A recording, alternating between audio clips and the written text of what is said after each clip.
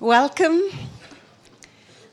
Welcome to Cheltenham Science Festival and the final of FameLab International. A really exciting evening for you. My name's Louisa Emerson. I'm the CEO of Cheltenham Festivals. And we have over 27 countries taking part in FameLab International this year. That's quite something. And although tonight is a final, I think the 9 finalists here, and even indeed the 27 semi-finalists, are all really winners. They've come so far. And we couldn't really do this on an international basis without our long-term partner, the British Council, both the British Council in London and wider across the world. So thank you very much to the British Council. And FameLab has actually now spawned a little daughter or son called FameLab Academy. And that is for a younger age group. It's for young people who haven't gone to university yet. And I'm really pleased that our winner from FameLab Academy is here tonight, actually, in the audience. So he'll be looking for some tips. And now I want to hand over to Quentin Cooper, who will be your host for this evening. Thank you very much. Have a great time.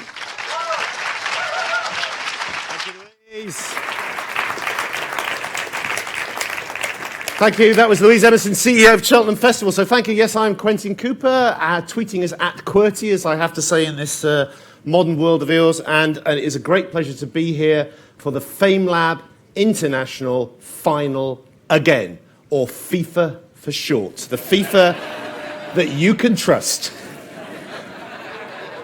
So we are in a celebratory mood tonight because it is Angelina Jolie's 40th birthday. No, hang on, that's not it. As well as all the things that Louise said, tonight marks the 10th anniversary of FameLab. 10 years. That's a decade in old money. What started as a UK-only event right here in Cheltenham, or more accurately there, because it was in a smaller tent to start with, that was back in 2005. That was when the internet hadn't been invented, shoes were a new concept, and ice cream only came in 2 flavours. Then, after genetic modification from the British Council, it's mutated from competition to contagion, going right across the planet. There are now, as Louisa said, dozens of countries involved, thousands of participants, and finals in every continent barring Antarctica. And we are working on Antarctica. And that is not a joke, we really are. This is now the world's, and to the best of our knowledge, the universe's largest science communication competition. We welcome contact from alien worlds to disprove this theory as well. It's a science smackdown that in some countries is seen by TV audiences in excess of 20 million, although not so many in the UK. Many former FameLabbers are now successful faces on stage and on screen. This year, CERN have run their own version of FameLab. We'll get back to that in a minute. And, of course, we've had NASA running their own version of FameLab as well. And as Louise already mentioned, we now have our mutant offspring of FameLab Academy. And as she said, Henry Cannon, the first winner, is in the audience. Henry, if you're there, I think you should get a little bow. Are you there? Can we get lights up?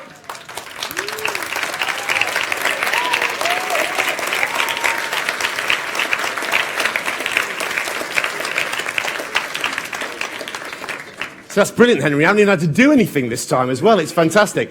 Now, Henry is a potential future face of science communication. If I were Johnny Ball's agent, I'd be getting in touch now, because the new Cannon and Ball, I think that's got potential, I think, there as well. Now, being our 10th anniversary, it's very tempting to share a few stories. I've been here since the very beginning. I hosted the very first FameLab 10 years ago, and there's all sorts of stories I could tell, like, for instance, how even before the very first FameLab final, one very well-known judge announced that one of the finalists was clearly far and away better than all the others, which, not surprisingly, caused some of the other finalists to be somewhat upset. A couple of them were even in tears. Unfortunately, he turned out to be wrong. Fortunately, he picked somebody who wasn't the winner. But that was nearly a bad day. I can't tell you who that judge was, except to say, well, maybe Moustache Peerage shares a name with a wartime Prime Minister. There are many other stories I could tell, but this is not a competition where we've got time for reminiscences. FameLab has always been about looking to the future. to identify and help promote the future faces of science communication, showcasing them. And as Louise said, this is our biggest year yet, 27 winners coming to Cheltenham. That meant for the first time having 3 semi-finals, and for reasons that stretch credibility, credulity and sanity, we had them all back-to-back yesterday, 11 a.m. to 7 p.m. I am knackered. And that also meant, of course, we didn't know who was going to be in the final till then, so I've had to write my script after then. So, to borrow a line from Kate Bush, be kind to my mistakes. Was anybody here, by the way, who was at all 3 of the semi-finals yesterday? Oh, well, obviously you're FameLabbers. Of course you were there. That's right. Right, the rest of you, great. Okay, that's well done. And anyone a FameLab novice, a complete first-timer who's wondering about what all this nostalgia is for something you've no idea about? Okay, well, great. I'm glad you're here for the first time. Basically, as an introduction, as long as your vaccinations are up to date and you're wearing something reasonably fluid-proof, you should get through the evening okay. Alternatively, the rules are really very simple. The key details are each of our 9 finalists has 3 minutes to convey something of the magnificence and significance of science, the wow and the how, after which they are interrogated charmingly by our trio of judges for a couple of minutes. No high-tech things like PowerPoint allowed, only the props that you can log on and off yourself within your time, and they have to do a different presentation from the one they did yesterday. Although, since I'm telling this to you, the people who are new here, that won't make a blind bit of difference to you. Now, everyone you're about to see here has already won through heats and national finals and the international semi-finals yesterday. They've all done brilliantly to do this far. They're also, remember, many of them doing it in a language that's not their first and in some cases not their second. Like I say, it is a great achievement, but tonight only one of them will walk away, or possibly skip. How they move is entirely up to them, with a grand prize of an Apple Watch, woo! Courtesy of our sponsors EDF, the trophy, and most significantly, the singular honour of being International FameLab Champion 2015. Now, who that here will be is partly down to what each of our finalists does with their 3 minutes, but mostly based on past experiences to the unpredictable and often unfathomable decisions of our judges. So, let's bring them on. Our chair is an ex-director of cardiovascular biology at Pfizer, member of numerous boards and committees, including the Science Museum Advisory Board, and also chaired Cheltenham Science Festival when FameLab began. Please welcome Dr. Jill Samuels.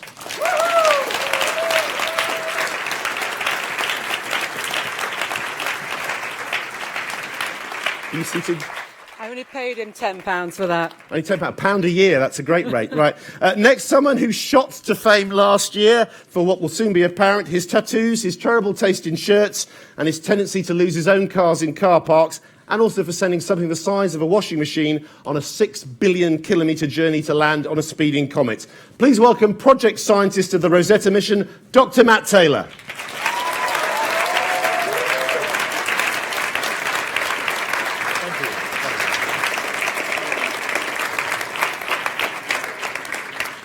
And finally, managing editor of Scottish newspaper publishers the Herald and Times Group, chair of Alba Gaia, whose products include the world's fastest test for the bacteria that cause Legionnaire's disease, and member of the British Council's Board of Trustees, Tom Thompson.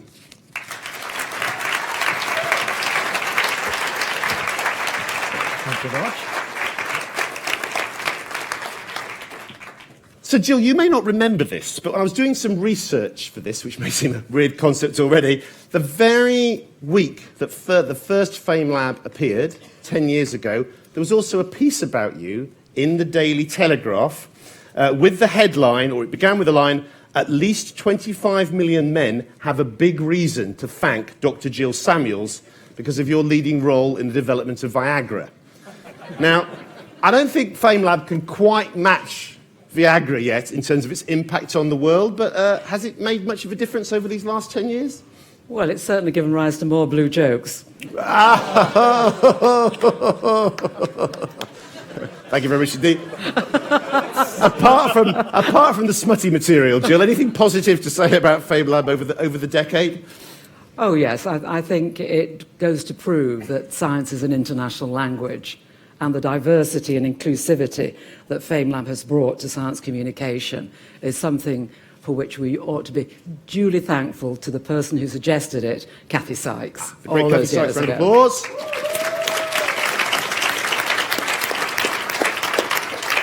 Kathy Sykes, founding co-director of the Cheltenham Science Festival. And I said we're not going to indulge in reminiscences, but I'll allow you one if you've got one. Any favourite FameLab memory? Oh, that you had more hair when we started. It's really not true. I've really not had much hair. Now, Matt, one thing could be said that you and FameLab have in common is you've both helped change for the public the image of scientists. They don't think when they see FameLabbers of scientists as being old white guys with beards, and when they look at you, well, they've got the beard bit, but the rest is different. Apparently I am, but I'm on the edge of being young now, so I'm old in comparison to the people that are going to be talking today, and I'm pretty honoured to be on stage, actually, to be in the position to judge these people, and I'm going to be taking tips, actually. I think honoured and taking tips is the right attitude for our judges. I wish more of them were like that. And Tom, unlike the judges, everybody here tonight has fought and won through various heats for the right to be on this stage. Right. They are all national winners, but only one of them is going to be an international champion. What do you think you'll be looking for that will make the difference? Well, I'm a sort of FameLab virgin, and also the only non-scientist in the panel, so I'm looking for clarity, simplicity for the layman, a bit of charisma, etc. So I think I add this sort of lay element to the experts on my right. That's what I'm looking for. See, and just to show the ability of FameLab down the years to confound expectations, we started with Viagra and we ended with virginity there as well. So thank you one and all. It is a thankless task being a FameLab judge, so we thank you very much for doing it. You have to be crazy, wildly optimistic, or easily led to agree, precisely the qualities you're not looking for in a group of people to reach a reasoned and balanced decision. So can we have a round of applause, please, for our three judges? Now, fortunately, not everything depends on them. Besides the decision on a winner and two joint runners-up, who'll each get a plaque and champagne, there's also an audience prize, and that is entirely down to you. Now, I'll get on to how you vote later, but now, in the immortal words of James Clerk Maxwell, let's get this show on the road. I'm paraphrasing. What he actually says was the true logic of the world is the calculus of probabilities, but it carries the same meaning. Now, the order has been randomly determined. I'd love to say it involved quantum computers or a state-of-the-art number generator, but it was actually drawing names out of a hat after the last semi-final yesterday. And the first name out was Valentina Tereshkova. Now, obviously, that's a mistake. She was in last year's final. But we sorted the problem, and the first namer out was our odd woman out, Lillian Simester. Now, it's odd because unlike all the other international FameLabbers, Lillian is not a national champion. She won a special one-off FameLab at CERN, the place where they have the Large Hadron Collider. Now, they staged the competition as part of CERN's 60th anniversary celebrations. There's only so many protons you can smash together before you need some form of entertainment. And Lillian, a Norwegian experimental particle physicist, was declared the winner. Now, interestingly, the day they found the Higgs boson at CERN was the day that Lillian says she was suddenly accelerated into science communication. Because as a Norwegian, all the Norwegian media suddenly wanted to talk to her as their country's representative in finding the Higgs boson. And she enjoyed it so much, she decided science communication was part of the future for her. Lillian says she thinks the world's an amazing place that deserves our admiration. And I think the world is coming to feel the same way about Lillian. So smash your hands together at high energy for our CERN champion, Lillian Simester.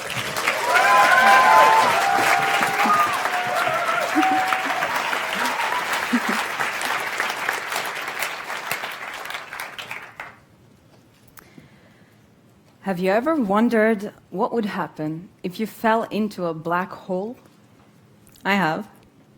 Despite the sound of the name, black holes as a phenomenon are no mystery. Anything made of matter can become a black hole if only made small enough. Take our Earth. If we compress it down to the size of a marble, it would be a black hole. In order to understand what is special about a black hole, we need to talk about gravity.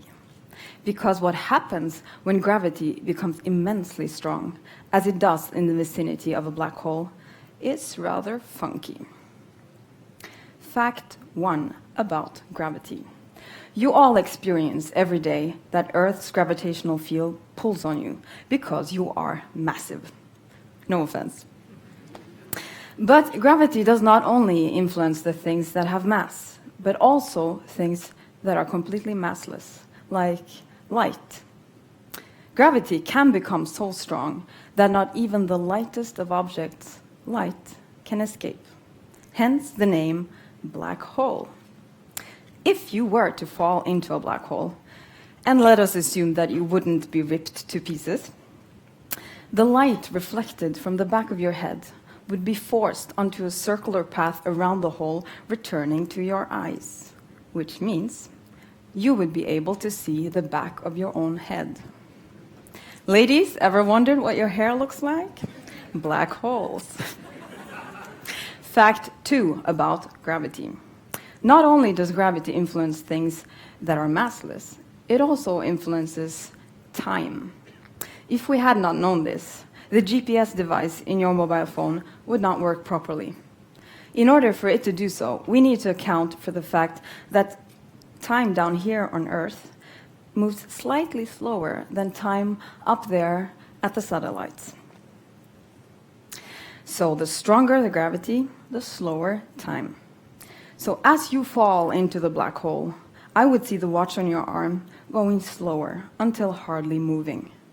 In fact, I would never see you fall into the hole at all, only slow down as you were going in.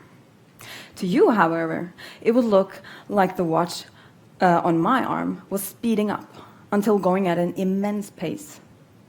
You would see me grow old, wither, and die. You would see our Earth crumble. You would see our sun explode and our galaxy dissipate.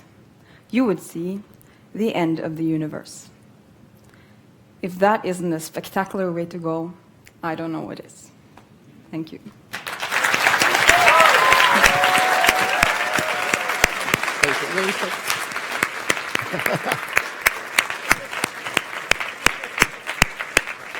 Wow, we've started with the end of the universe. Where do we go from here? You're now going to cross the event horizon of our judges.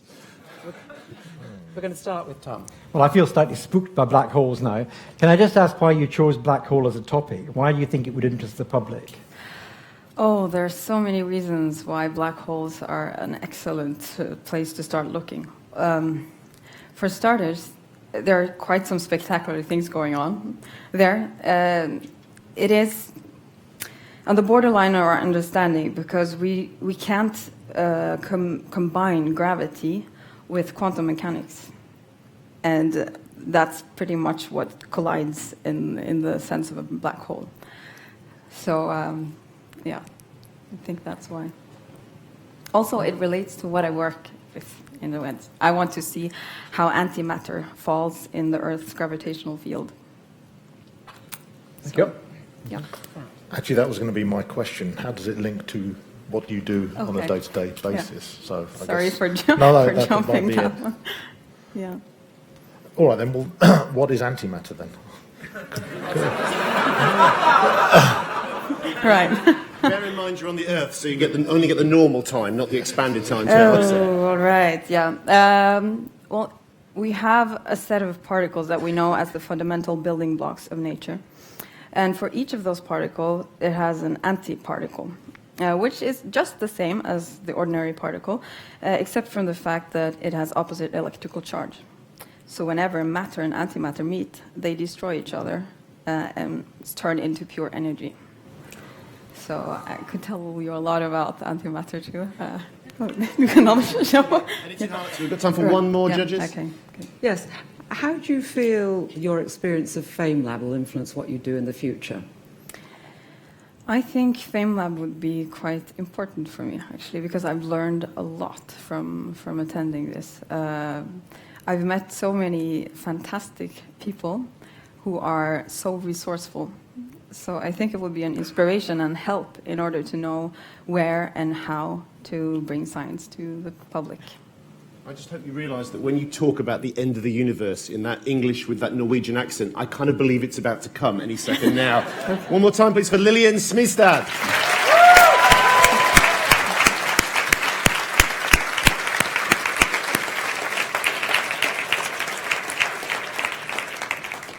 And Lillian Simester, an anagram of small isn't ideal, which isn't a great anagram for a particle physicist.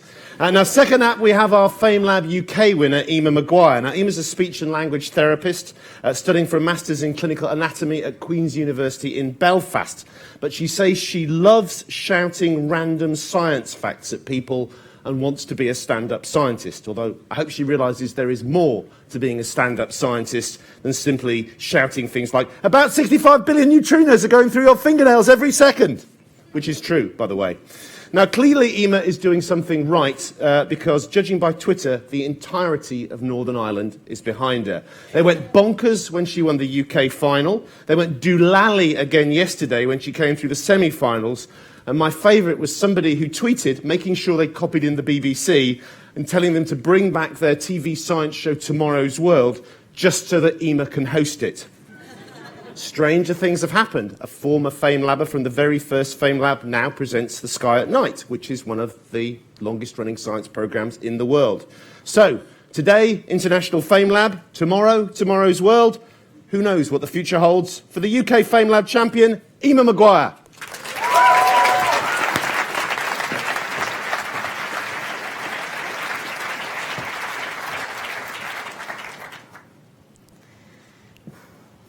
The goal of life is the survival of our DNA. Without reproduction, humankind would be extinct. However, we humans are a picky species. We want the best possible offspring with the best possible mate. Therefore, we need a risk-free way of previewing our potential partners without giving them access to our precious genes. Nature's solution? Flirting. Let's set the scene. I'm on the dance floor, channeling Beyoncé, when our eyes lock across a crowded room.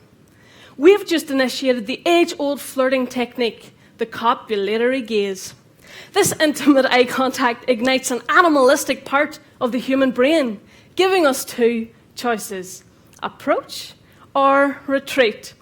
Obviously, you like what you see, and I watch as you move towards me. Are you attractive? Does it matter? Studies show that good flirting is more important than good looks. Yes. And don't worry too much about your chat-up line. Flirting is only 7% words. Our true feelings seep out through our body language. Women are subtle. A hair flick here, a coy laugh there, all to appear more feminine and youthful, signs of estrogen and fertility. Men, on the other hand, are as subtle as a brick. They engage in large testosterone-fueled movements, all to show they can protect and provide for any future family. Now, all the while we've been flirting, my brain has been subconsciously calculating our compatibility. Yep, leave your wingman at home. The brain is the ultimate matchmaker. And guess what? We're a match. The emotional headquarters of my brain, the limbic system, bursts into action. It gets turned on. Ding. It releases the hormones adrenaline and noradrenaline, causing a series of side effects like increased heart rate and dilated pupils. This hormonal hurricane can even cause tunnel vision. So when I say I only have eyes for you, I'm not being romantic. I'm being scientifically attractive. The fire you've started in my limbic system quickly ignites its next-door neighbour, my passionate pleasure centre, the nucleus accumbens. Bing! It pumps me full of the feel-good chemical, dopamine. It's the same chemical released by cocaine, giving me a natural high. No wonder we love to flirt. Flirting is the ultimate interview. If you're successful, you might just be the one that I reproduce with. We come from a long line of skilled flirters. Without them, the human race would be extinct. So go out there and flirt. Humanity depends on it. Thank you.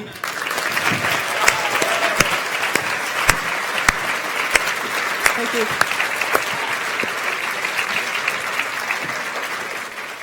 I love this T-shirt. Okay, Ema, direct your copulatory gaze and flirty body language at our judges, please. Thank you. In this situation, is alcohol helpful or a hindrance in flirting? Well, we were talking about both sides of flirting in general. Does it help or Well, I hinder? certainly find that it helps. But because the way alcohol works, it's to lower our inhibitions, so your natural intentions come out more. So if you're naturally a shy person and you're flirting with someone and there isn't any alcohol there, you might be more into yourself, your body language might be more negative, and they might subconsciously pick up on that and think they're not that attracted to me, whereas it's just their nerves. But everyone gets a bit looser with a little bit of alcohol, so you might start to be a lot more out there, and you might really show them that you're very, very interested. So I would say alcohol helps. Not that I'm promoting it. Gaze, you get so cross-eyed, Exactly, copulatory gazes like that. Thank you. Thanks. Can I ask, how do you react to flirting? Do you analyse the person? That depends. How does that work as a human? Well, after reading up on it, I can certainly recognise when people are, not that it happens a lot, but I can now recognise when maybe people are flirting with each other. It seems a lot more obvious to me. And if people are doing things and they might not notice that they're being very obvious, you know, with the men trying to look bigger and trying to look very, very strong and masculine, you can immediately tell. Or whenever a girl is being very giggly and, you know, they're flirting. But I have not yet experienced it with myself, unfortunately. What caused you to choose this particular topic? And what particular aspect of science are you really trying to illustrate by choosing this topic? Well, choosing this topic, I chose flirting because I am really, really interested in science that's in the everyday that everyone can relate to, and everyone can relate to flirting. Either you do it quite a lot. There's something like people admit that they flirt 90% of the time in 1 week, so everyone does it. And I think human behaviours are very, very interesting to me. And the reason I did flirting in particular was because in my master's, which is anatomy, I'm doing a module in evolution. So any everyday behaviour that I can kind of tie to evolution and then let people know about it and let people know the reason we're doing flirting, it's not complete random. It has a very strong scientific basis. And I really like to bring science that's a wee bit more humorous. So even people, if they're not scientists, can enjoy it and they can think, you know, maybe I should get into science because it's not dull and it is exciting and it is something that we all do. So that's the reason I chose it. Is there any evidence of people, you know, you can be colourblind. Can you be flirt blind? Utterly unaware of when you're being flirted with. Do you think loads of people are flirting with you and you're not noticing? Or? No,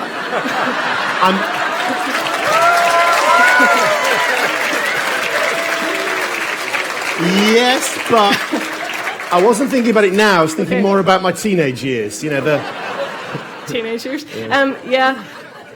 So it can be like that. There's some people who just aren't as good as picking up things subconsciously, and a lot of the time people who don't pick up when people are flirting with them are people who are poor at flirting themselves. Not talking about you, but No. If someone isn't very good at flirting, it's because they don't know the ways to subconsciously do it. They might not know about the body language and the chemicals in their brain whenever they're firing. They might not be going off as much, so whenever someone's doing it to them, they just aren't able to recognise it. But it's just another, it's like people who are good at reading emotions. Some people are and some people aren't. It Okay. just depends on the person. I'm not very good, but what I am good at reading a clock, though. So we have to say one more time, please, for Ema Maguire. Thank you. Thank you very much.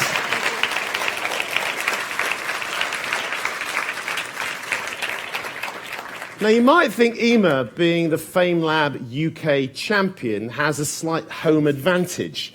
But actually, Ema is from Strabane, which is right in the west of Northern Ireland, almost exactly 300 miles away.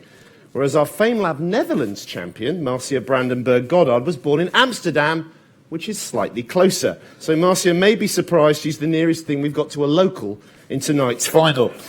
Now, if you're going to be rooting for Marcia, you might want to know she's a PhD student in clinical neuroscience at Leiden University and describes herself as a passionate Dutch Trinidadian brain junkie who also loves riding horses Western style and fancies herself quite the cowgirl. So saddle up, shout yourselves hoarse, and go wild, wild west for our Leiden leading lady, Netherlands FameLab champion and local favourite, Marcia Godard.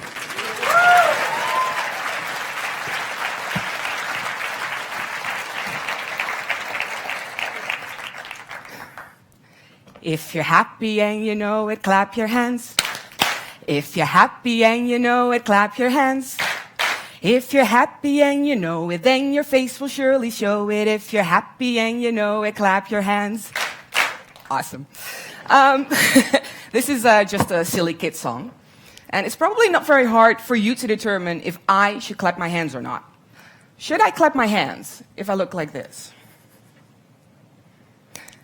As easy as it may be for you to decide if I look happy or, well, pissed off, figuring out people's facial expressions can be a daunting task for people with autism. Neuroscientific research has shown that this problem might have something to do with the architecture of their brains. Think of it as a highway interchange. A typically developing brain is like a very efficient interchange. Information about facial expressions merges into neural traffic, and it takes the shortest route to the exit with the appropriate emotional label. Happy, sad, angry. The autistic brain, however, is tangled. It's a much more complicated interchange, full of roadblocks and dead ends. Information about facial expressions merges into neural traffic, but it gets lost. It goes left, it goes right, it turns around, it tries again. But it often ends up stranded without gas on the emergency lane, which can lead to these problems. Without treatment, that is. You see, people with autism are not crazy, and they're not dumb. They're just wired differently, and we might be able to use that knowledge to our advantage in treating these problems. Our research has shown, for example, that a subgroup of kids with autism use the frontal parts of their brains to label facial expressions, while other kids with autism do not. Even though they both have difficulties labeling facial expressions and they both have autism, these two groups take very different routes on the neural highway towards those issues. Now, if we can use this knowledge, then we might be able to create treatment that is tailored to these individual differences in the brain's road network. For example, we can use exciting new techniques in brain scanning to train them to use more of the brain regions you and I use when we label facial expressions to see if it improves their skills. But whatever the method, individualized treatment might make it possible for us to create custom-made neural navigation systems that will allow people with autism to confidently tell you that you look so happy right now, you should definitely clap your hands.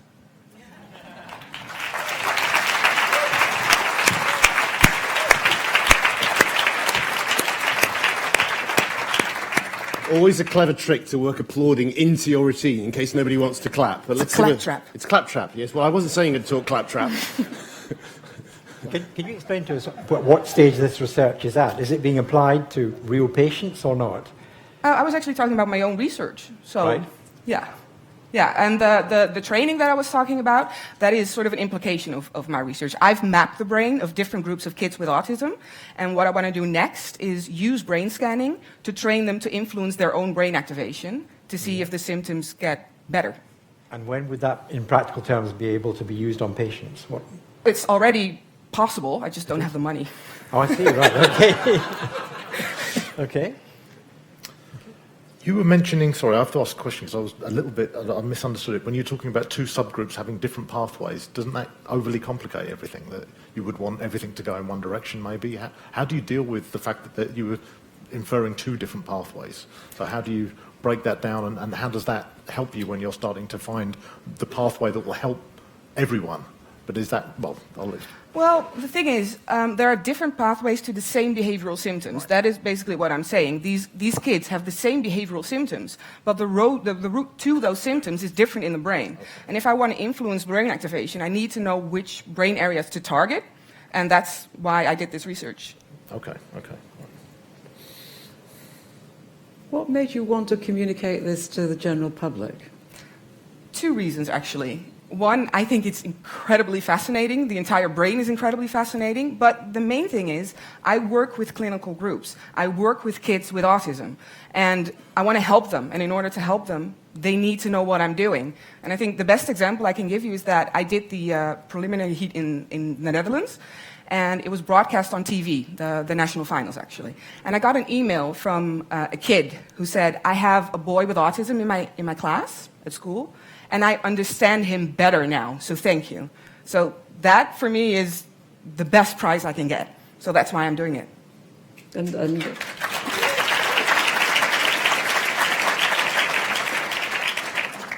And so where do you plan to give this talk next time? Anybody? Whoever will have me. I will do it whenever and wherever I can.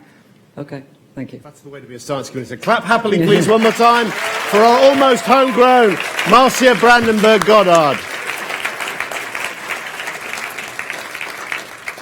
Now, so far, we've already had a Norwegian FameLabber, our CERN champion, Lillian Simester, and now we have a Finn, which is particularly impressive given that there are, as yet, no FameLabs in Nordic countries. Now, our Finn is Oskari Vinko, who won FameLab Switzerland, a country with a long and proud tradition of producing FameLab champions who are anything but Swiss. Both the most northerly in origin and I believe just the tallest of this year's finalists. He rates the probability of being taller than them at only 0.2%. Oskari is a master's student in synthetic biology and biotechnology in Zurich. He says he loves seeing people's face light up when they get something that he's been explaining to them. And the best way he knows to practice his skills is by taking the science questions his 13-year-old younger brother has asked him and turning them into bedtime stories. So settle back, get yourselves tucked in, and enjoy a 3-minute tall tale from start to finish finalist Oskari Vinko.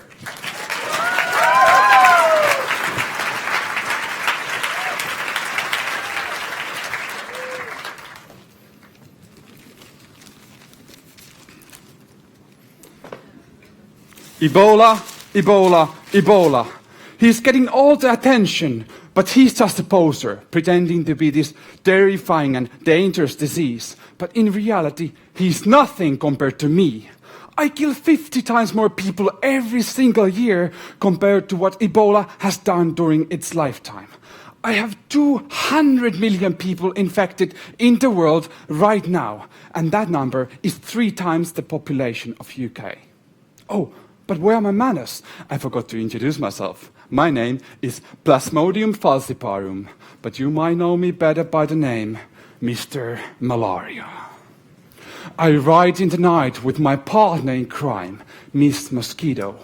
But we have to be careful though, because some humans sleep inside nets treated with insecticide. If we get a hit, that's it. When Miss Mosquito bites the victim, I smell the blood, and I dive in. Towards the liver cells I swim, and then I penetrate them. And I replicate, until there are 10,000 of us ready to detonate. We burst the cell open, and then we go to hunt red blood cells to get some sweet, sweet hemoglobin and make our army even larger. To get inside a red blood cell, we need these surface proteins. They are like a key to get down inside. However, the immune system can detect these things, and then we would be in trouble, and that's why we hide them. And we only reveal them when we need to enter a red blood cell. And this way, the stupid immune system has no idea we are around, and we can do whatever we want. When Miss Mosquito comes for a next blood meal, we get a free ride to the next victim. We have been on this planet for 30 million years, and now humans think they can get rid of us. In 1950s, the World Health Organization declared malaria eradication efforts, and they wiped us out from US and Europe. But luckily, they forgot to include the list of African countries on the campaign, and that was fine by me. In 1970s, the Chinese scientists discovered a long-forgotten 2,000-year-old malaria therapy involving a drug called artemisinin, and this was real poison to us. 15 years ago, the medical companies combined artemisinin with other anti-malaria drugs to make it almost invincible, but the poor, they couldn't afford those pills. They used artemisinin alone and didn't even always finish all the pills. That's how we learned how to deal with artemisinin, and now my brothers in Southern Asia are artemisinin resistant. If humans continue to be so selfish and I'm unable to make a real global effort, I'm going to use this weakness, get my revenge, and return to rule the Western world. Thank you.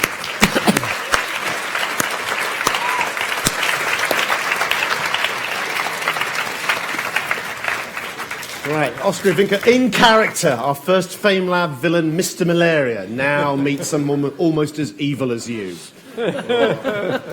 How can we eradicate you then?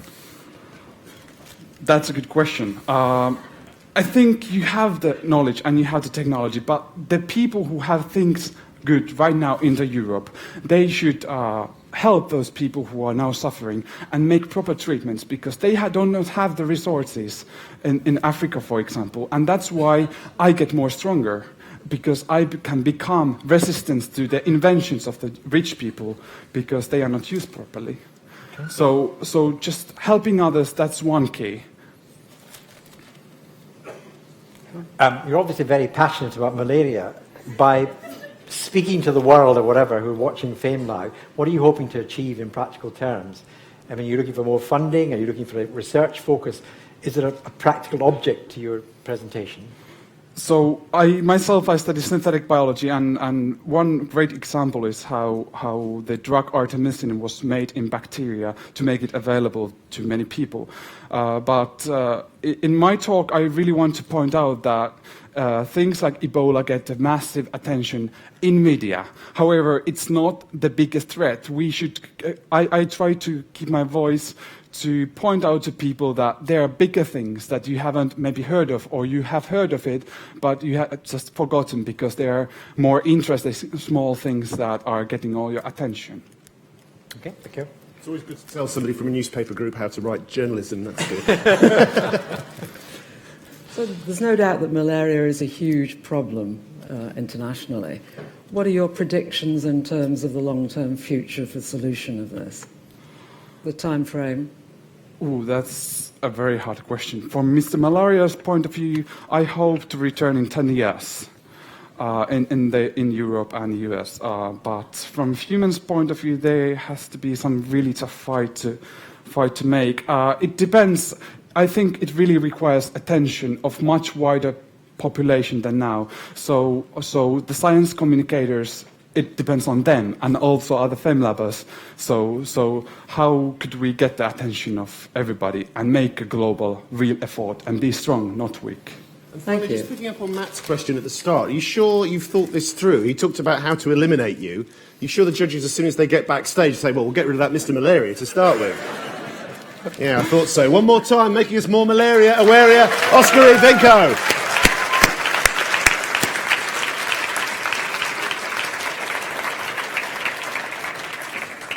Right, now we're halfway through already, and finalist number 5 is our Croatian champion, Teja Rukavina. Now, Teja is a material girl, but not the usual kind. She loves concrete and steel, and she loves to put them to good use as a civil engineer. But Teja says it's not enough for her to just build things. She wants to understand the nature of all that's around us, and wonders whether every substance and structure can ultimately be reduced to a mathematical formula. Wow. This may explain why Teja also writes poetry. If you're trying to understand the structure of our universe, it helps to have something in your universe you can give structure to. She's had 2 books of her poems published, Ornament and Plagiarism. So, a big Croatian ovation as we prepare for something poetic and concrete, but not ornamental or plagiarized, from Teja Rukavina.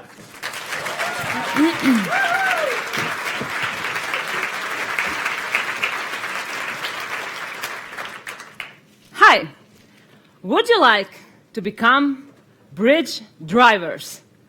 Although you may not know what does it mean, I'm sure you would like to be that because it sounds so cool. And now you have to come with me on a journey to go and see what can we do and how can we find the real reason and the real importance of the human step. And that's why we are going back in time, and we are coming to London and to see what happened there exactly 15 years ago. So we're standing there at the opening of the Millennium Bridge, and we are just walking around, and we are coming from Tate Modern to the St. Paul's Cathedral, with almost 2,000 people around us, and we are just enjoying the view. But all of a sudden, the bridge starts to move, and it is like a snake. So, what can we think about that? Now, we should explain that with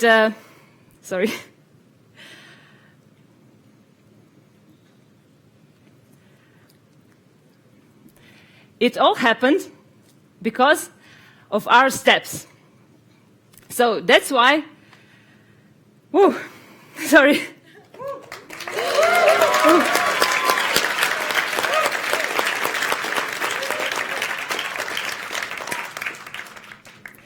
So the reason why this bridge was wobbling was because of our steps. And when we take a step, we produce a vertical force that is perpendicular to the surface. And we also produce a horizontal one that is 10 times smaller, but it makes it, sorry, I can't do this. Yeah.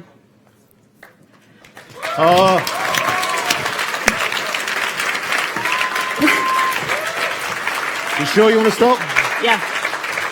Okay, sorry, a bit of a wobble, but I blame the bridge. You can still take a couple of minutes of questions from our judges. There's lots you can gain and marks there as well. I'll start. Right. So you're a civil engineer. Yeah. And the phenomenon you're describing is a fascinating phenomenon. How could those people walking across the bridge have avoided it? Yeah, it is about that they were walking, and as we walk, we produce these forces. And there is an interesting thing that all the people, when they are walking in a crowd, they tend to go in step with each other, and so they also tend to get in step and synchronized with the bridge. And that is how you can do it. But to avoid the wobbling, they put some dampers on just to dissipate the energy of the movement. And could you have predicted that that would have been a problem before the bridge was opened? No, because actually the engineers who built it, they calculated the forces that would act on the surface by all the people, but they thought that they were going just randomly, so that they couldn't predict it. So you've probably given the rest of your talk just now. Yeah. In a relaxed way, which is Exactly. great. One more question? Yeah, so it's basically about resonance. Yeah. Yeah, I think that was. I was going to ask you about what it was, so I think I've given my own answer. So yeah, Yeah, it was So you answer resonance. to them, not to yourself. Yeah, it was resonance because the frequency of the step of the people were the same as the natural frequency of the structure. We just have one more question. Can I just ask why the engineers were not able to predict this? If it's kind of obvious what might happen, why could they not predict it? Because that was a phenomenon that was newly observed on bridges. It was not observed before. Okay, resonance, you can predict it. Right. But you can predict like vertical resonance, where you are like walking like this. That's why, for example, when troops are marching on a bridge, they have to break step when you go. But here, this happened that it was a horizontal resonance due to this phenomenon that people in crowds tend to do this locking movement that lock with the movements of the bridge. Okay. So you got everything in the questions in the end, and you resonated with the audience. One more time, please, for Thea Rukavina.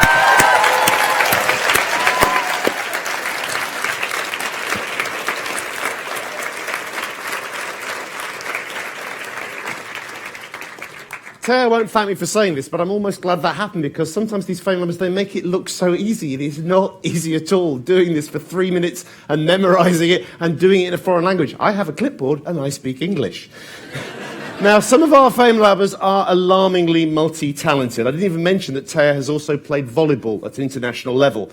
But I'm delighted to say that our French champion, Francois Joli, lists his interests as things that mere mortals can identify with. He likes DIY and gardening, and he brews his own beer. Although being French, it's probably lager.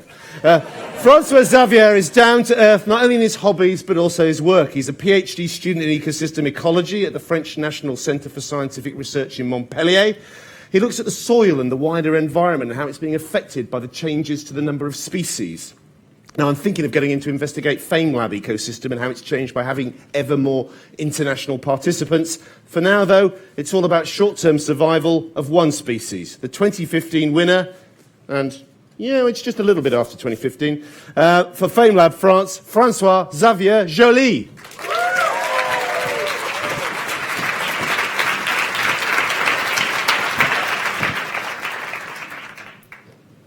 Ladies and gentlemen, this is the story of a corrupted society. It's the end of September, and in forest, all those leaves that have been hard working all spring and summer to capture light, to fix carbon dioxide, and to produce oxygen are finally retiring. The wind gently blows them away, and they end up on the soil, but with one last and very important mission to accomplish: getting decomposed. If these leaves fail this mission, the nutrients that they contain won't be able to go back to the soil and be used again by plants. And the carbon that they're made of won't be able to go back to the atmosphere and be used again for photosynthesis. But relax. Fortunately, they get help from many organisms called decomposers, mostly composed of these tiny but numerous bacteria and fungi who, by throwing around their powerful enzymes around them like knives, cut the long and complex molecules of the leaves into smaller ones, ingest them, and then release the nutrients to the soil and the carbon to the atmosphere. Mission accomplished. But just like in the headquarters of FIFA, corruption is everywhere.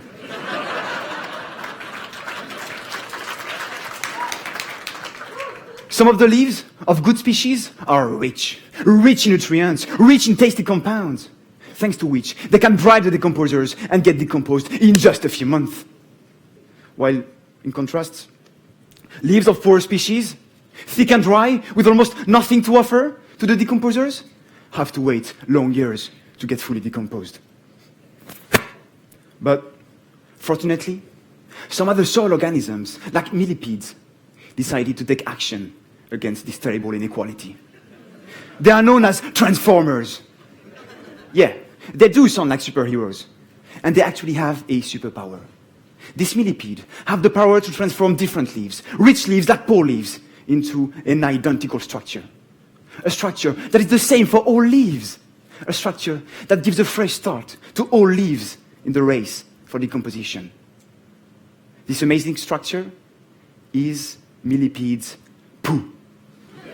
Well, yeah, when leaves are chewed by the millipede, slightly digested, and then returned to the soil as poo, inequalities disappear. Rich leaves see their attractiveness slightly reduced, when the one of poor leaves increases a lot, making them, in the end, equal. This is the first reason what I want everyone to know about millipedes. And the second reason is that millipedes can have a strong impact on the environment, and climate change can impact them. Often when we think about climate change, we think about the poor polar bear drifting on a piece of ice. But he's not the only one that is at risk. All the millipedes that are living in our forest are also at risk. So for the millipedes and their poo, we should do something about climate change. Okay, I think they're laughing with you, not laughing at you. Millipedes at hyperspeed, Francois Joli.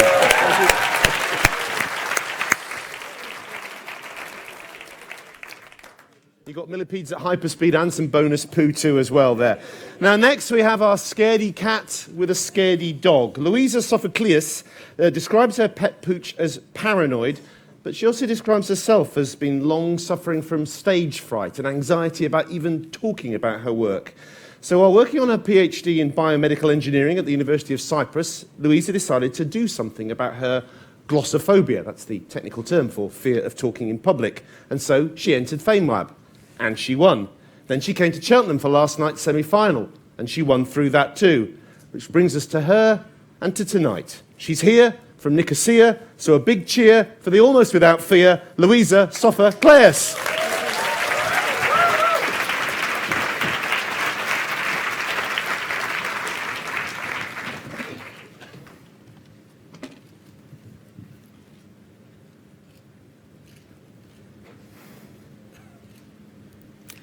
Do you think I can move this car by only using my mind?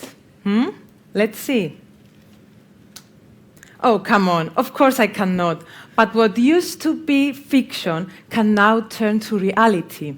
With a technology called brain-computer interface, our thoughts can be read and translated to actions.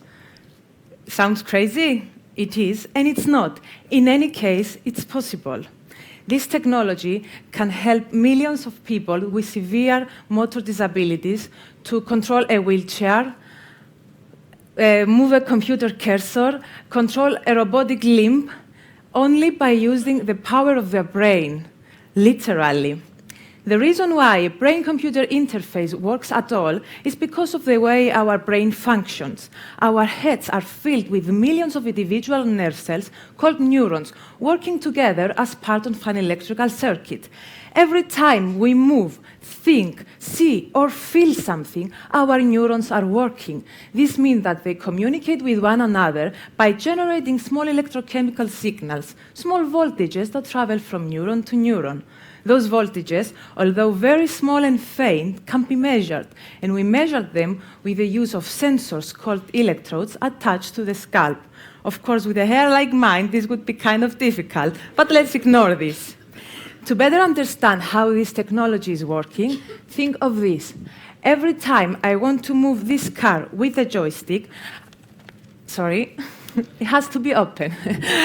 Every time I want to move this car with the joystick, certain neurons in my motor cortex, the part of my brain responsible for the motion, are activated and immediately send a message to my hand, "Hey fingers, move the joystick," not with this voice. The next time I would think to move then if I was wired with electrodes, this brain activity generated in my brain could be saved on a computer, localized, and used again later.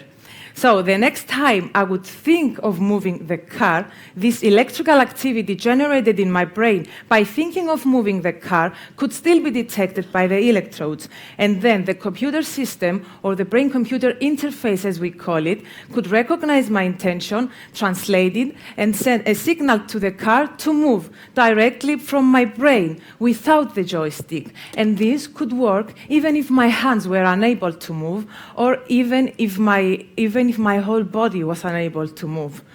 So, remember that an active brain is always so powerful and can achieve so much, even if it is trapped in an inactive body. Thank you.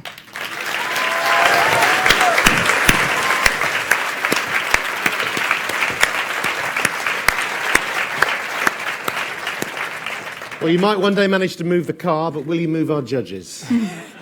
How far are we from practical application of this, of having disabled people with these electrodes doing things? Yes, but we are on clinical trials. There is nothing commercially available yet, but there's a huge research behind this technology in clinical trials, and it's very promising. Is there a way of doing it in the opposite sense, so the computer... Yes. Okay. We can restore hearing for the deaf, seeing for the blind. We can create bionic eyes, bionic ears. This is the opposite use of this technology, and it's still amazing. Have you seen the film Terminator? No. No. What relation has with this? It's about machines taking over the world.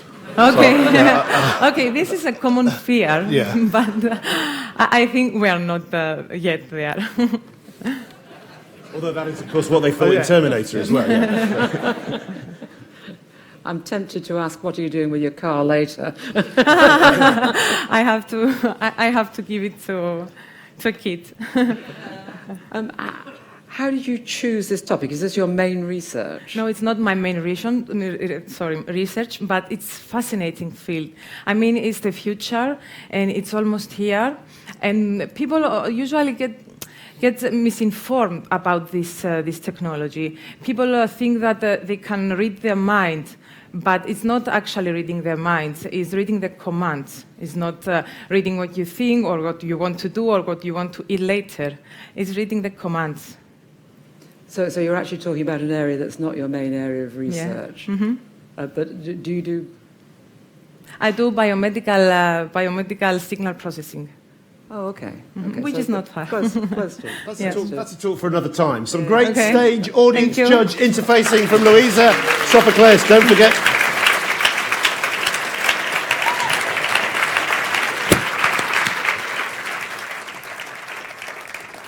possible clue as to how Louisa conquers stage fright, by the way, is that she says the key to science communication is lots of wine. I'm sure it's a hypothesis she'll be testing rigorously should she win, or even if she loses, and I am prepared to help you, Louisa, in that research. And no, Ema, that's not flirting. Now, penultimately, we come to our furthest flung finalist, the 2015 FameLab Australia winner, Sandip Koth, an Australian Institute of Tropical Health and Medicine Research Fellow at the James Cook University in Queensland. Sandip works on combating something that now affects 1 in 50 Australians, shellfish allergies. Now, after talking about his research won him a suspiciously similar-sounding 3-minute thesis competition down under, Sandip, accompanied by Mr. Pinchy, a toy rock lobster, went on to become the FameLab Australia champions. And then, once again, helped by Mr. Pinchy, he triumphed in last night's semi-finals. So it's great that Sandip has helped celebrate FameLab's first decade with a decapod. There are 15,000 species of them, including the rock lobster. But will Mr. Pinchy also put in an appearance tonight? I don't know, but I can tell you who does. Slip another shrimp on the barbie for Sandip Koth.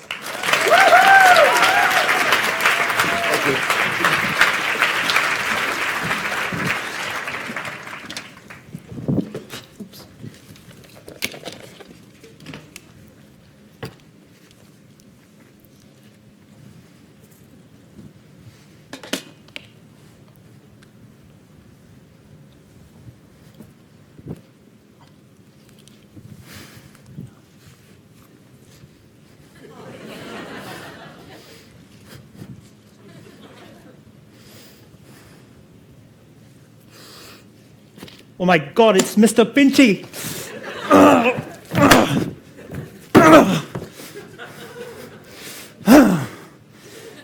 That was a very unexpected reaction, wasn't it, friends? Coming from a cop just looking at a tasty lobster. Well, that is exactly how the immune system works when it comes in contact with a harmless lobster in a person who has allergies to shellfish.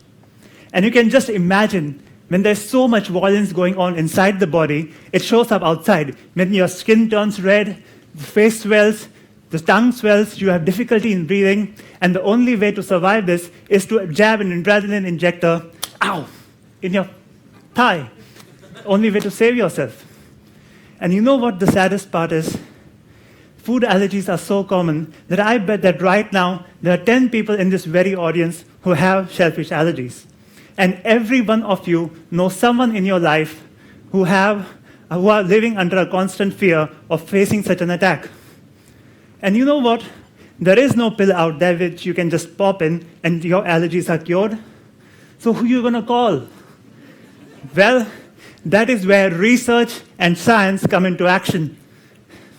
My work follows a very simple principle so that I can train the immune system to behave like a good boy, or rather, a good cop. And the best part is, I have learned this from the parents in the audience. I call it the feed the kid conundrum. Imagine if you have a big bowl of spinach and you have a big spoon and you take a big scoop out of it and just feed your kid. They won't like it. In fact, they will just behave just the way I did. So, what do? Well, you throw out the big thing, you take a smaller spoon, switch on the television, distract their attention, and just go a little bit at a time. And over a long period of time, they will finish this bowl of spinach. And, God forbid, they will actually one day start liking the spinach. Well, this is exactly what my research is about. Not about spinach, it's about Pinky the rock lobster. And what I'm trying to do is I'm trying to understand Mr. Pinchy, see how nature has made it, and the small proteins in him which actually causes the allergy, and how I can make it less nasty and more tasty so that the immune system can just have a lick at it and then realize that it is not actually dangerous. My aim being, I can change this into this, a small pill which people can just eat it, and what that means is the next time the immune system comes in and has a look at Mr. Pinchy, it'll say, all right, Mr. Pinchy, I think you're harmless. I'll let you go. Thank you.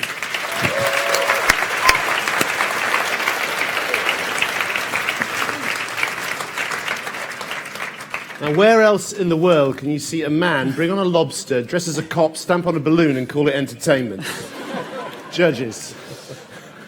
Does this research have an applicability beyond shellfish in dealing with the whole immune system and other allergies? Yes, absolutely. In fact, I just used shellfish as an example, but this whole approach so that the patient can be desensitized is applicable for not just food allergies, but also for inhalant allergies, for pollen and dust mite allergies as well. Yes. Okay. It was along the lines of what I was going to eat, sorry, which is what I was going to ask you, sorry, not eat, sorry. I like lobster, so I'm quite hungry now. Yeah, my comment was going to be, should we just stop eating shellfish? But I guess the application is already there, that you can transmit it to other things. Have you got children, by the way? No, not yet. No. How do you know about how to feed kids? That's really interesting. I'm sorry, well, I'll pass it to you because it's already my question. He's answered it, it's fine. Well, was there a question in that? No. My question was already answered. So. Do I have kids or did Mr. Pinchy have kids? No. I think Matt might have a Sandip allergy. It's treatable. So, what you're describing is a piece of research which shows that you can desensitize by low-grade challenge. This must take some time. How do you think you could accelerate that particular therapeutic intervention, as it were? Sometimes it is quite actually risky to accelerate it because, as you know, everyone is different and everyone who has allergies react differently to the same amount of the allergen or the food. So in some people, if it works really well within, say, a year, in other people, the same amount can actually trigger a reaction. So it's very important to understand like the proteins that are inside Mr. Pinchy and understand the structure so that we can modify it so that it can be made less reactive in a sense. So that over a certain period of time, they can really get desensitized and they not react as strongly as they would do naturally. But as the question you said, to accelerate the process would be a bit risky. Mm-hmm. Mm-hmm. If you want, you've got time for one more. And if you don't, then I'll say more applause with your claws for the punchy, pinchy Sandip Koth.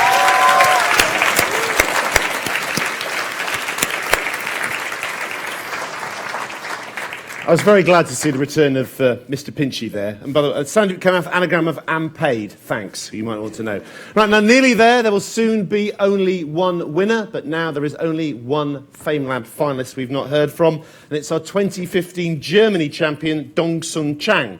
A PhD student in social neuroscience at the Max Planck Institute for Biological Cybernetics in Tübingen, Dongsun is fascinated, like probably quite a lot of us, with how different people interact. But he's interested in how this behaviour is represented in our brains. Dong says that interest all stems from him having a particularly cross-cultural background, having grown up partly in Korea, a little bit of time in America, and partly in Germany. And that, in turn, is him due to being the son of a dad from North Korea and a mum from South Korea who got together in Germany. That makes him what's known, at least according to Dongsun, as a child of love and peace. So open your mind, expose your brains, and get ready for peace, love, and, with luck, understanding from our FameLab Germany winner, Dongsun Chang.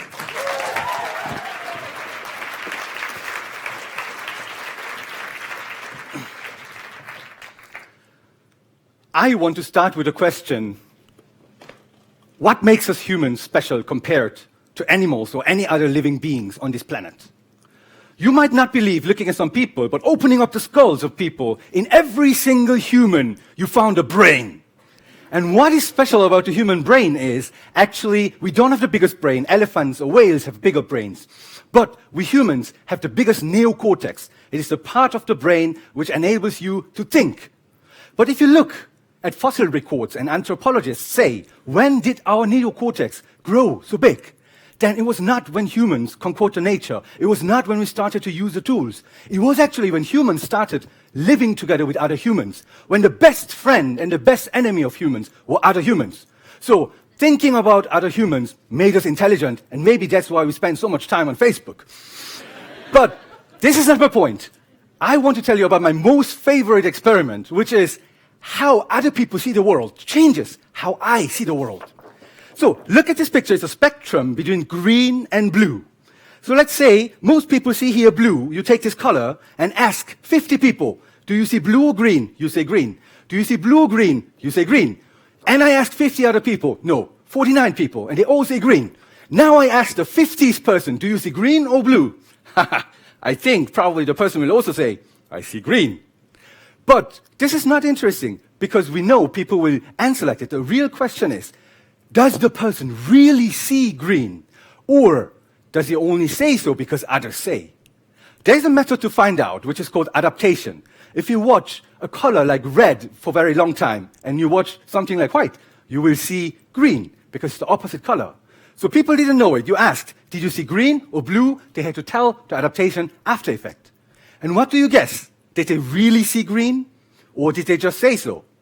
The answer is, they really saw green. That means when other people say what color you see, it changes the perception of the physical world. For a brain scientist's point of view, this is not so amazing because it happens in many different cases, depending on the context. For example, if you are in the moon and look at the Earth, you see the Earth differently than when you're on Earth. If you take sugar pills, but you believe they're real pills, then you will have a real effect. That's called a placebo effect. So this happens because the brain works with something, expectations and prior, and other people can change how we see the world. I want to ask you, when was the last time you were really happy? And I'm sure you were not alone. You were with someone you really liked or really loved. And the reason is, being together with other people, having social interaction, that makes us happy. This is what food is for rats, is for humans, being together with others. And that's what makes us humans special. Thank you very much.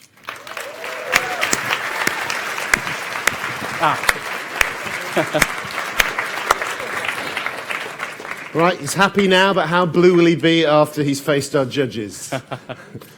Was it me, wasn't it? Yes. I think, yeah. Oh, it is.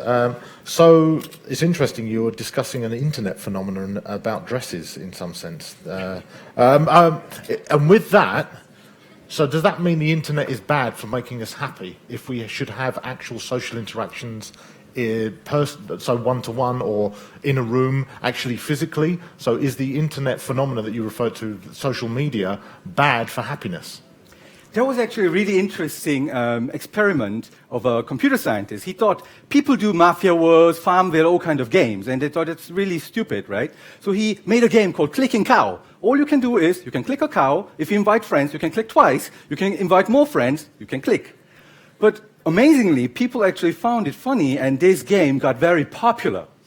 And actually, psychologists said the reason is you get social feedback, because you can click one, and you invite another friend, the friend clicks too, it gives you feedback, there is another person playing with me, which again stimulated our reward centers, giving us kind of a pleasant feeling of being together, may it be an illusion or not. It is in your mind.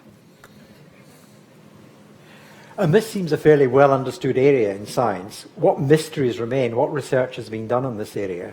Pardon? Well, this seems quite well developed science. You understand what happens, etc.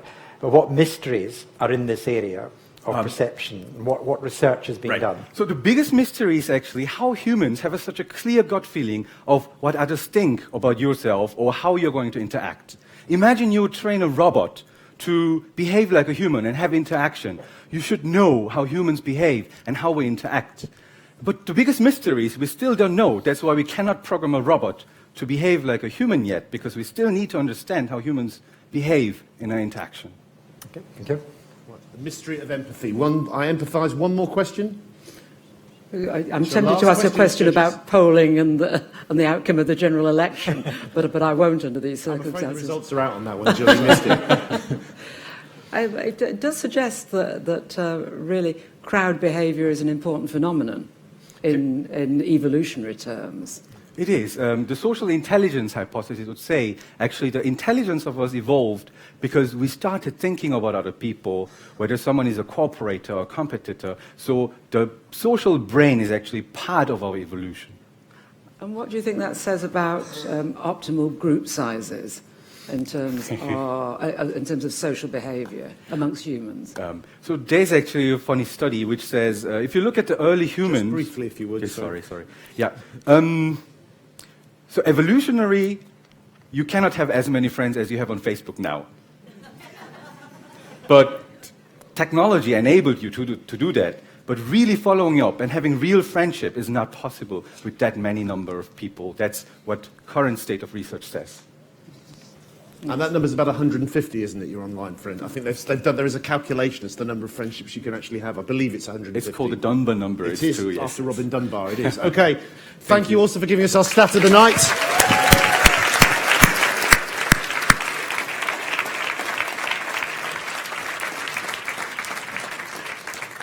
Thank you, Donson, for also giving me at least my stat of the night. Inside every human there is a brain. It's sometimes easy to forget that. So that was Dongsun Chang, and that was also our final finalist. I thought he was brilliant, easily in my top 10 of the evening. But it's not my ranking that counts. It's our judge, as it falls to them and them alone to decide on one winner and two joint runners-up. They now have 15 minutes to confer. It may not seem much time, but we could have seen half the finalists in that time. So Jill, Tom, Matt, be gone, be wise, and be back in 15 minutes. Clap them and chill them on the way. It's your last chance to shout names of your favourites as they go.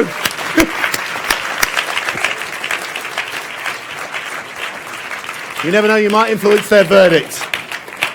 Now, while they're away, we get to make our minds up and have some fun. Now, the fun bit of it, or most of it, will be provided by Katie Steckles, who is so much more than an anagram of likes cake test.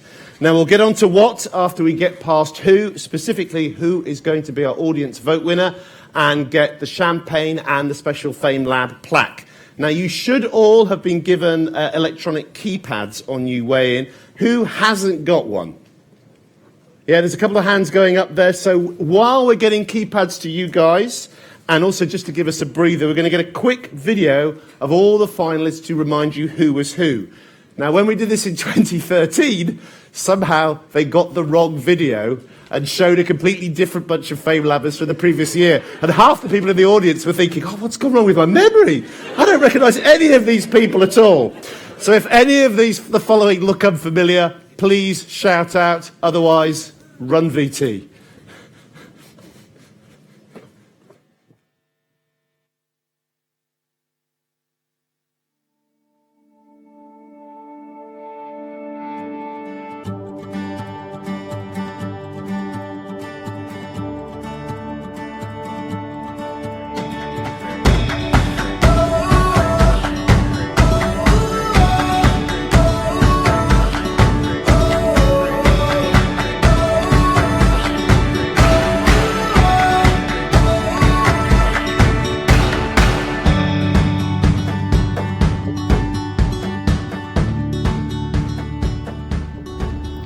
My name is Lillian Simester. I'm from Norway, representing CERN. I'm really grateful that I could come here tonight and talk to you about what happens if you fall into a black hole, which is pretty mind-blowing. My name is Ema Maguire and I'm representing the UK. Tonight I talked about the science of flirting, so anyone who listened to my talk probably got some scientifically sound flirting advice. I don't see why science shouldn't be sexy. My name is Marcia Godard. I represent the Netherlands. My talk was about the neuroscience behind autism and about how we can create custom-made neural navigation systems that will help us treat people with autism. My name is Vinko, and I'm a Finn representing Switzerland. I'm going to adopt a character of Mr. Malaria. I'm going to tell how I infect people and how I fight against the modern medicine and about my plans to conquer the Western world. Hello, I'm Rukavina. I'm representing Croatia in this FameLab International Final. My talk was about resonance and bridges, and why did the wobbling at the Millennium Bridge happen. My name is Francois Joli. I'm a PhD student in ecology. My talk was about the bizarre, unexpected, but very important role of millipedes on the very important process of litter decomposition. Hi, I'm Louisa. I'm from Cyprus, and I found for FameLab in my university. Tonight I will talk about about science fiction becoming reality, how our thoughts can be read and translated to actions. Hi, I'm Dr. Sandip Koth, and I'm representing Australia in the FameLab finals. My talk is about food allergies, particularly to shellfish and how serious they can get, and what we are trying to do inside a lab so that we can improve the blood tests and create possible treatments in the future. My name is Tong Sun. I'm representing FameLab Germany. My talk was about social brain, meaning that how I see the world changes how others see the world, and how others perceive the world also changes the way I perceive the world. And this relates to human happiness, because you're most happy when you're together with others. And I wanted to convey this message, how our brains are made to be social, being together with others.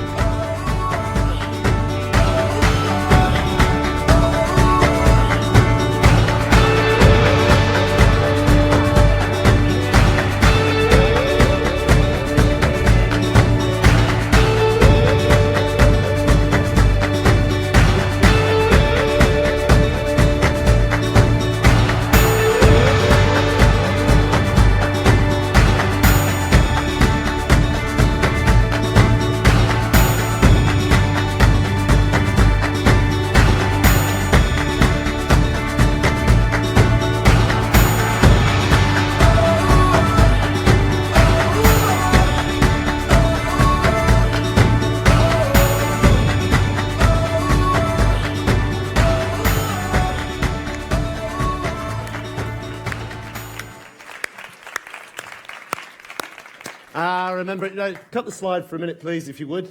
Thank you.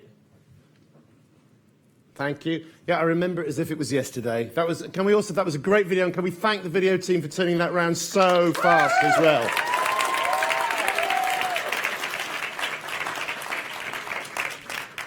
I did offer to let them include video of me, but they said it was just going to drag it all down. Now, as soon as the results of yesterday's final came through, we did something. I don't know if the FameLabers themselves know this, but we actually got a series of Cheltenham Science Festival focus groups, one for each of the FameLabers, and asked them a series of questions. So we wanted to know things like, what chemical element we thought that they typified, or what colour they personified, or what type of breakfast cereal they exemplified. And we asked them a bunch of questions. Now, this is all mostly for the marketing people at the Cheltenham Science Festival. But in there as well, we also got the group to say what single-digit number we thought somehow each of these individual FameLabers summed up and represented. Now, initially, of course, we ran into some conflicts. 4 different groups all thought their particular FameLaber equaled the number 6. But we went through it and we changed it a bit, and eventually we managed to come up with 9 different single-digit numbers, one for each of the FameLabers. And somebody thought, wouldn't it be a nice idea if when it came to the voting, we put them up with each of these single-digit numbers for you to vote with. So if we can get the slide up now. Not that one. The one we had before, that's great. So first of all, you can think whether you think each of them actually is represented by that particular number. But otherwise, more importantly, use that number when you come to vote. So this is the important thing. Vote for the FameLaber using the number from the focus group who you think gave the most impressive presentation and did the best at dealing with the judges' questions. Voting is anonymous, so there is absolutely no reason to vote for your friend or your fellow countryman or exhibit any kind of loyalty to somebody who is one of the FameLabers. Vote for whoever you thought did the best job on the night. It's very simple. It's the button you push. I think we're going to give you 20 seconds or so. It's the last button push that counts. And if we're ready, we're going to put the lights up a bit so you can actually see your keypads properly. Can everybody see them reasonably well? Good. Do you want a bit more? Or are you happy? It's hard to tell, really, when you're talking to an audience. You could say lots of different things. If you'd like more light, let me know. No? In which case, if you're happy with this level of darkness, it suits me better, then your time starts now. So just push the button for the FameLaber you thought did the best job.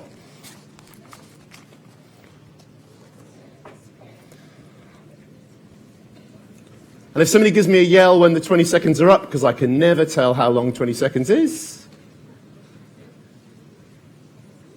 just yell or wave. Thank you very much. Well done. Thank you, everybody, for voting. Please do remember to give your keypads in when you leave. They are of no use whatsoever in the real world. Through the power of technology, we almost instantly know the result of that vote, but we're going to keep you in suspense for a bit, because that's how suspense works. And if anybody was still impressed by the time and trouble we went to with the focus groups to exemplify each finalist, please do come and find me after the final, and I'll explain how for a tiny investment you can make a fortune in Martian gold mine shares. Now, the judges still need a few more minutes to reach a legally binding verdict, so while we wait, we have that bonus bit of fun I promised in the shape of Katie Steckles. Now, Katie is a mathematician and anagram of seasick kettle, who finds an almost 1 divided by 0 numbers of way to give maths mass appeal. School talks, designing puzzles, doing demos. She was last year's over-ambitious demo winner here at Cheltenham, as well as being a judge at the international semi-finals yesterday. Thank you for that, Katie. Katie's also been doing a show on mathematical origami, which she has a black belt in, and the picture of her in tonight's programme appears to show her grooming a tribble. And that is just a fractal fraction of what may or may not feature in the next finite number of primetime minutes with Katie Steckles.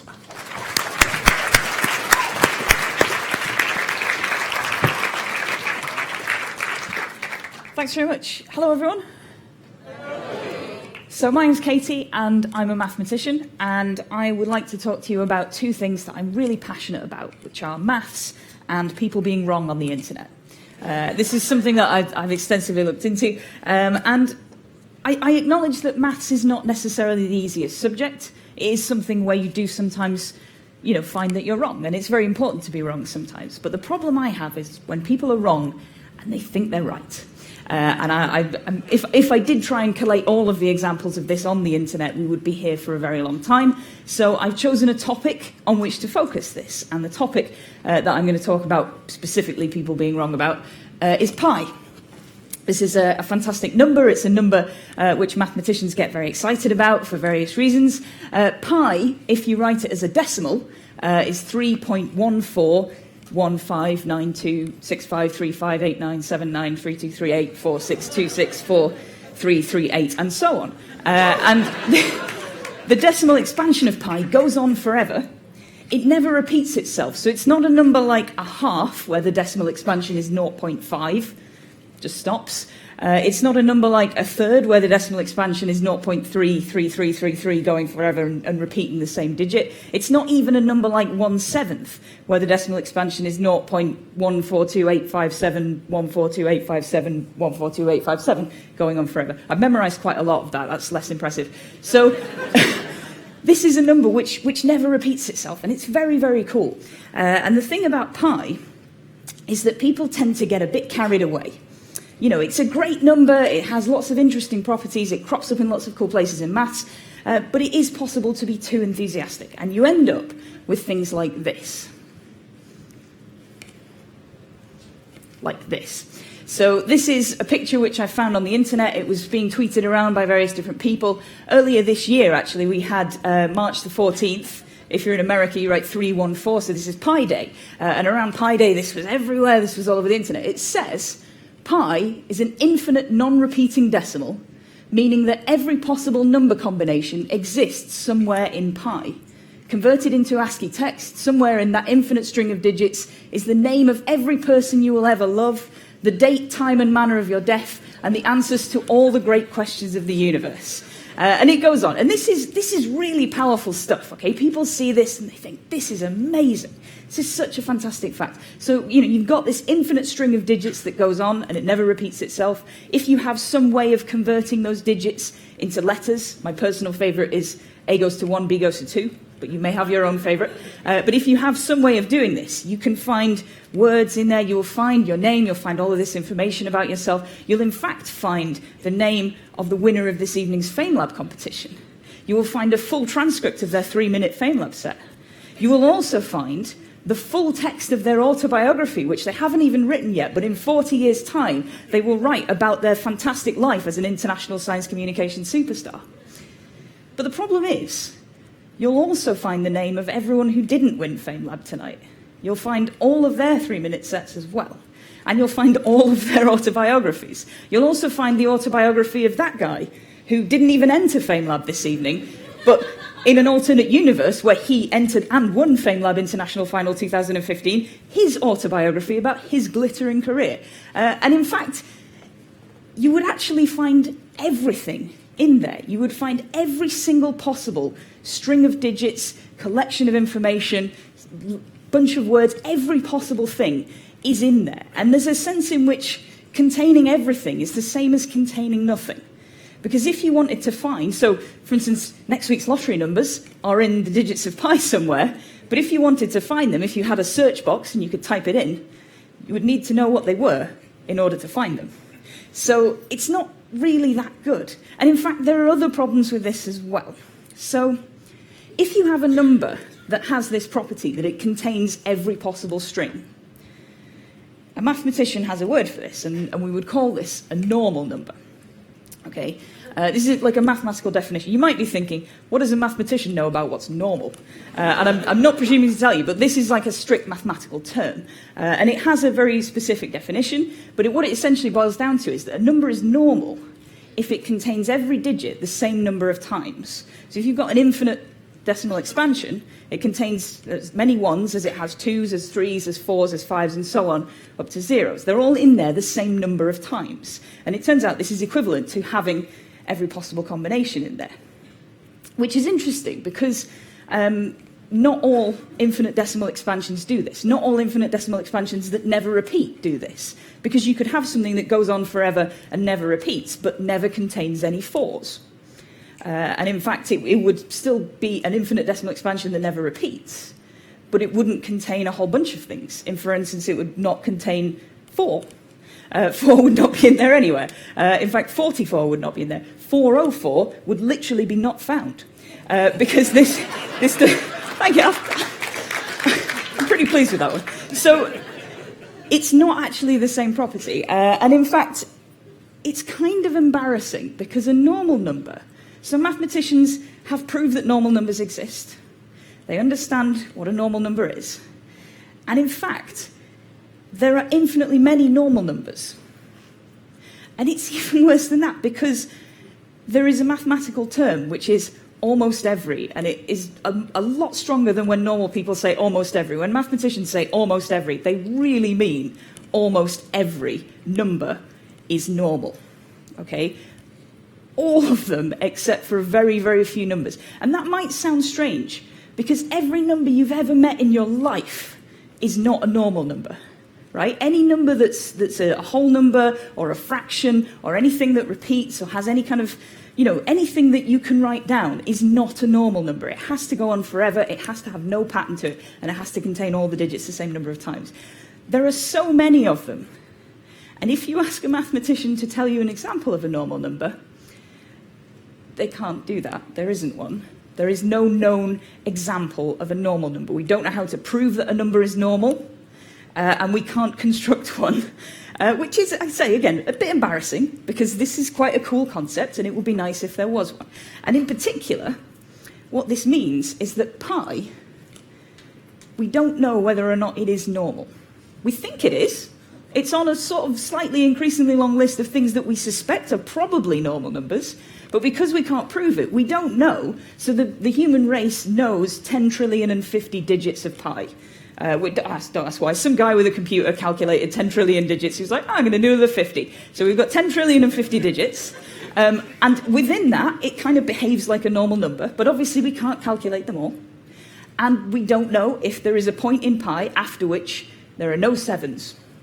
That could be a thing. Who knows? I don't know why the universe would do that to us, but it might be the case, and it might not be normal. So not only is this a fact which might not even be true of pi, it's also true of almost every other number, but not necessarily pi. So as a fact about pi, this is increasingly less impressive. And I don't want to be mean to people who send this kind of thing around on the internet, because I love it when people get excited about maths and talk about maths and tell each other cool things about maths. But, not this.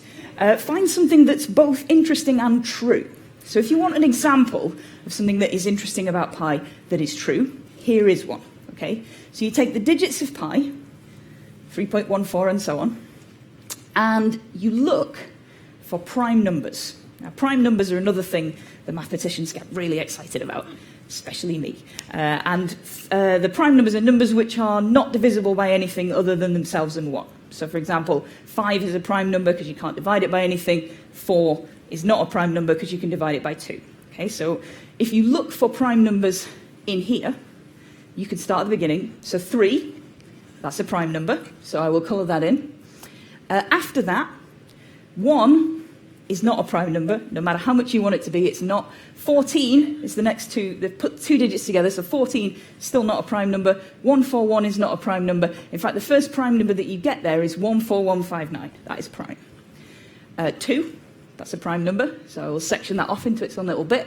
The next one there is 653. 5 is a prime number. 89, the sneaky prime, doesn't look prime, but it is. 7 is a prime number. And 9323 is a prime number. And you can keep doing this. You can keep chunking off sections of pi into prime numbers.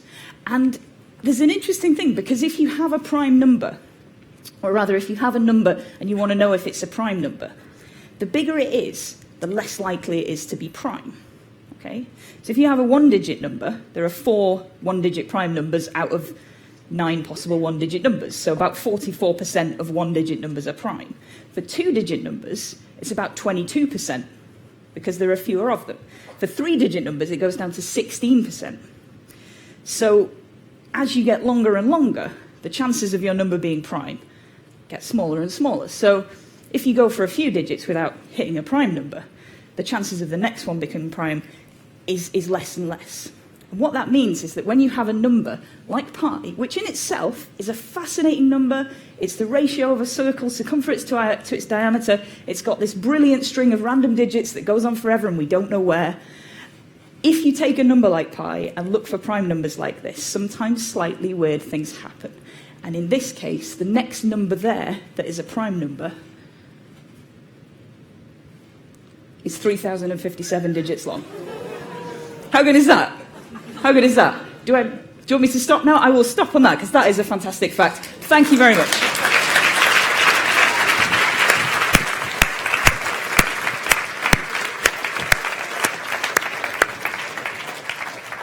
Katie, thank you. I said her name was an anagram of likes cake test. She obviously likes pie test more. So take nothing away from her. That was the additional, indivisible, multiply-talented Katie Steckel. She is both commutative and associative, and there is no higher compliment for a mathematician.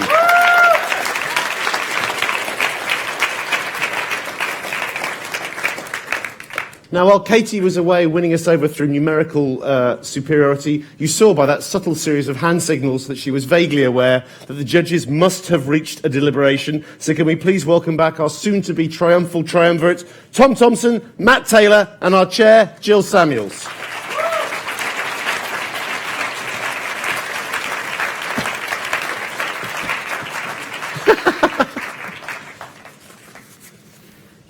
Harder or easier, Matt, than landing a small object on a very distant comet? Much harder. Okay, It's good to know. We'll quote you on that later. Just like a mosquito landing on a human, basically. Yes, okay.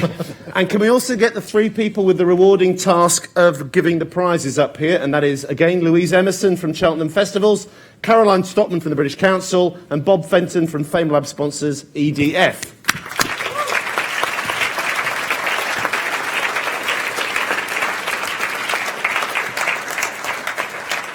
Good. Now we're going to start with the prize that we can all agree is democratic, deserved, and a crowd pleaser, and that is our audience vote winner. So to announce who it is and hand over the trophy and the certificate and the bubbly, it falls to you.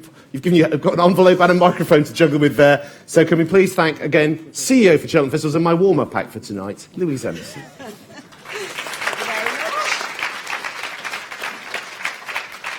I don't think I'm really meant to say anything, but thank you to you all. That was a really good evening. I always find it quite difficult to sit in a seat for very long, but not on these occasions. I absolutely Hang on. Before you... FameLab. You're the chair of Cheltenham Festivals and you find it difficult to sit in a seat for very long. Are you in the right job? Okay, so disease is an allergy, a wobbly black hole, A millipede and a shrimp and 3 brains. What's it going to be? It's the millipede. Francois!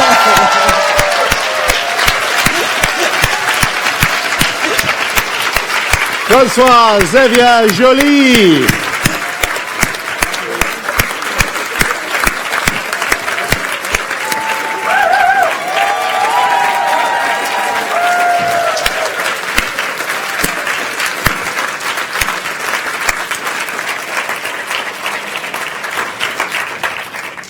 Francois Xavier, well done. I think I can safely say the majority of people here agree with that decision, unless FIFA somehow got involved in the voting.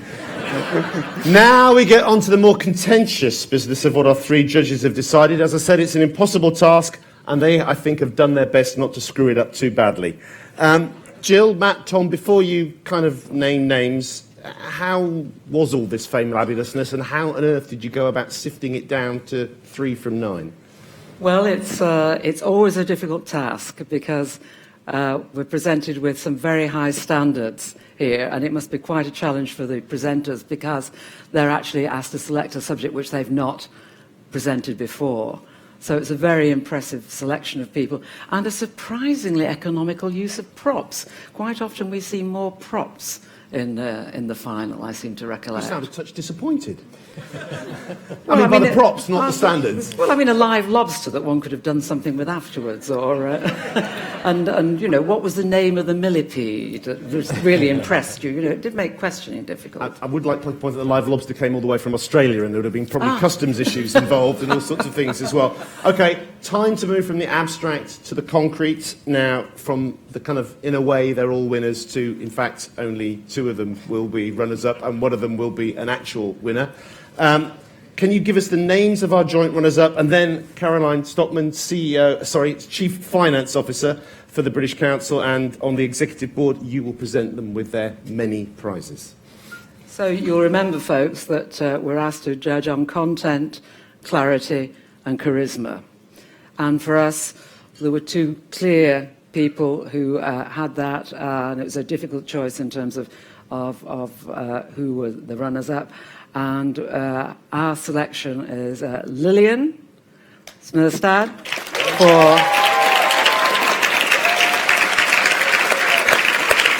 and Francois Xavier Joli.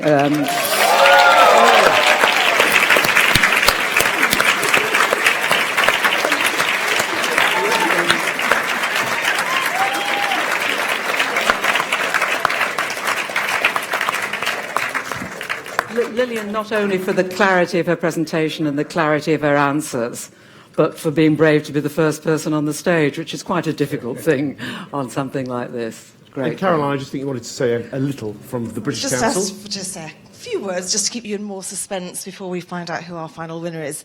I'm relatively new to the British Council, so I was introduced to FameLab just in February when I was in Belfast. And saw an excellent talk on kissing at that point from Ema, which was lovely. And I'd gone along thinking, you know, that this is a competition, communication, scientists. Seems simple enough. And when I got there, I realised it's actually something quite different and much deeper than that. I met people who, for instance, had come over the border from Dublin, previous competitors who'd come to show solidarity, who wanted to network, and that's what it's really about. It's about the networking. It's about building a community of FameLabbers. It's the training and mentoring in communication skills that's so important. I can really relate to that. As Chief Financial Officer, you can imagine you guys might be called finance geeks. Well, I'm the evil finance policing witch. So when you're that, you have to learn communication skills, because actually anything you know technically is wasted if you can't explain it to somebody else. And that's what you did fantastically this evening. We've been really proud as British Council to partner with Cheltenham Festival since 2007, and so much credit goes to them for having come up with this fantastic concept. For us, it really meets with our purpose, which is all around cultural relations. And just finally want to say, this community, people working together internationally, because British Council, we've really tried to help to bring it internationally, and now, you know, FameLab has been in 30 different countries around the world, which is fabulous. But I think this actually brings us above politics and makes the world a better place. So well done, all of you, and keep it up.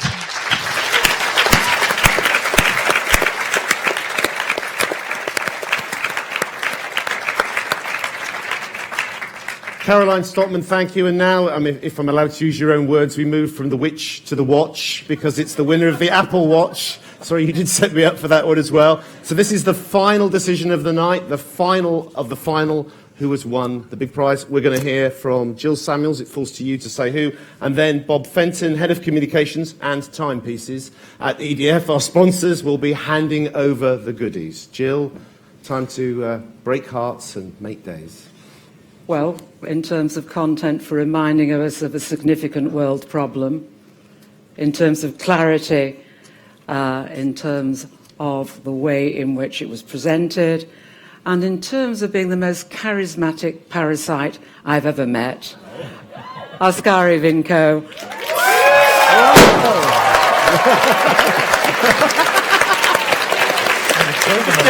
You was trying to eliminate malaria. There it was.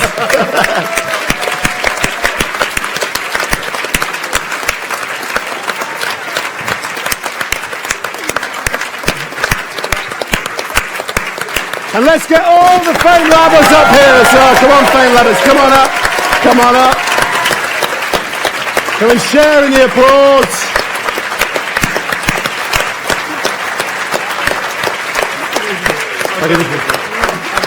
Oscar, it falls to me. Smudgy, step forward, step forward.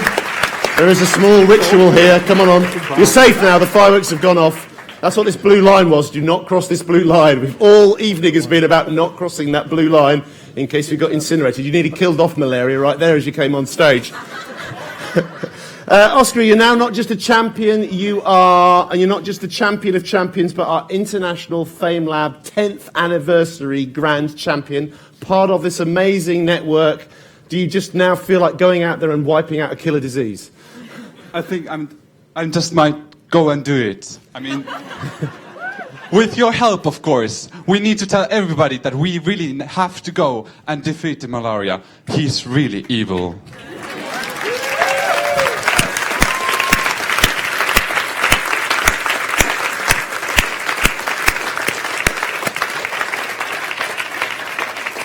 And that is it. There'll be tears now and beers imminently, so we will not prolong the goodbyes, but need to thank everyone who's taken part in this year's international finals, not just the 9 brilliantly talented people who are on this stage, and of course the judges, but all 27 of them that we saw in the semi-finals, and each and every one is a top talent, including the judges. I'm only joking.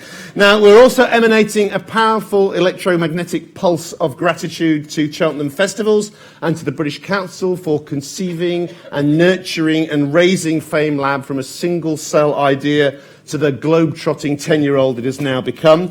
And particular thanks to Tim Slingsby from British Council and Joe James from Cheltenham Festivals for making tonight happen. Also, huge thanks to our sponsors EDF for making this not just something to watch, but something with a watch. And to all...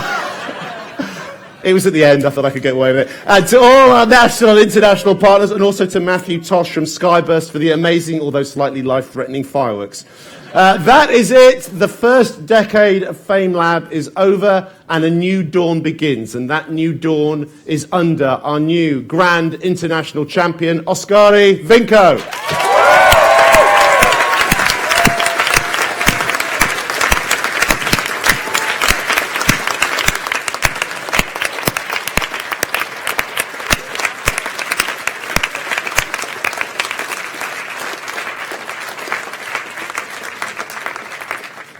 And now Oskari will do his traditional victor's dance. No, that's it. That is over. It is over. Make your way out. There are lives to lead. Thank you for coming. We'll be back next year with all new FameLabers.